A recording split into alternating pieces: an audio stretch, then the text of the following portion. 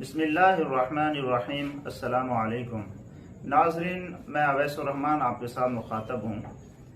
ज़िंदगी के अंदर हर शख्स कामयाब होना चाहता है। इसके लिए वो कुछ असूल वज़ा करता है, फिर उसके ऊपर चलता है ताकि वो ज़िंदगी में कामयाब हो सके।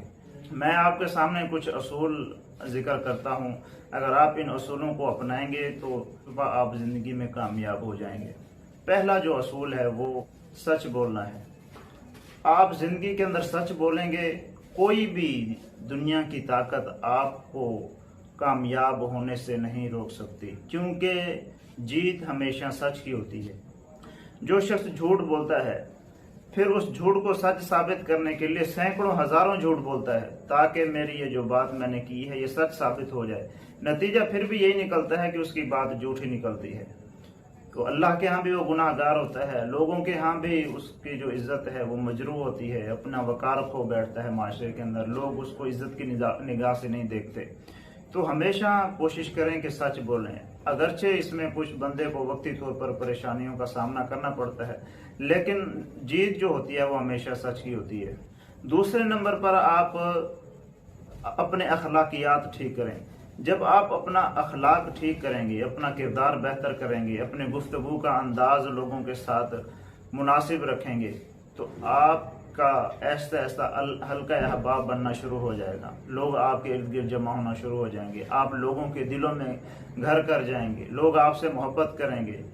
तो एक अच्छा अखलाक जब बंदा अपनाता है तो गोया कि वो लोगों के दिलों में जगह बना लेता है। यही बात कुरान मजीद के अंदर अल्लाह ताला ने नबी करीम सल्लल्लाहु अलैहि वसल्लम से भी कही कि ए नबी, अगर आपका अखलाक अच्छा ना होता, आपकी गुफ्तगू का अंदाज अच्छा ना होता, आप सख्त गो होते, तो ये जो सहाबा कराम आपके इर्द गिर्द बैठे हुए हैं ये आपके इर्द गिर्द कभी भी ना बैठते। ये जो आपके साथ बैठे हुए हैं, आज ये आपकी इतनी फौज जमा हो चुकी है, इसके पीछे आपका अच्छा अखलाक है, आपका नरम रवैया है जिसकी वजह से ये आपके साथ बैठे हुए हैं। तो हमेशा अपना अखलाक हमेशा बेहतर करें, अच्छा करें, तो लोग जब आपसे मोहब्बत करेंगे तो आप कभी भी उसमें नाकाम नहीं होंगे।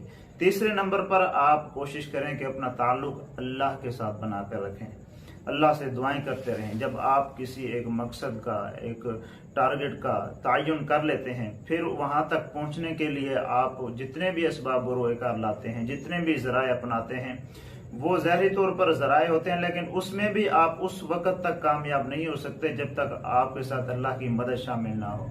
तो ज़ाहिरी तौर पर आपके पास चाहे जितने भी असबाब हों, अगर आपका ताल्लुक अल्लाह के साथ मजबूत नहीं है, आपके साथ अल्लाह की मदद शामिल नहीं है, तो आप कभी भी कामयाब नहीं हो सकते। ज़िंदगी के एक एक लम्हे के अंदर, एक एक पल के अंदर जहाँ पर भी आपको मुश्किलात आती हैं, जहाँ पर परेशानियों का सामना करना पड़ता है, फ़ौरन अल्लाह की तरफ रुजू करें, अल्लाह से दुआएं करें।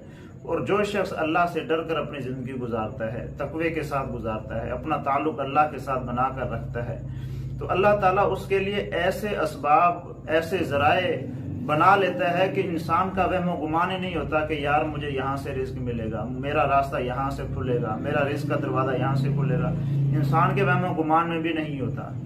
तो इसलिए मुसलसल अल्लाह के साथ अपना ताल्लुक बना कर रखें। अगर आपने रब को जीत लिया है तो समझो पूरा जहान आपने जीत लिया। अगर रब को आप हार गए हैं तो चाहे आप दुनिया के अंदर जितने भी नोबल इनाम हासिल कर लें, आपने कुछ हासिल नहीं।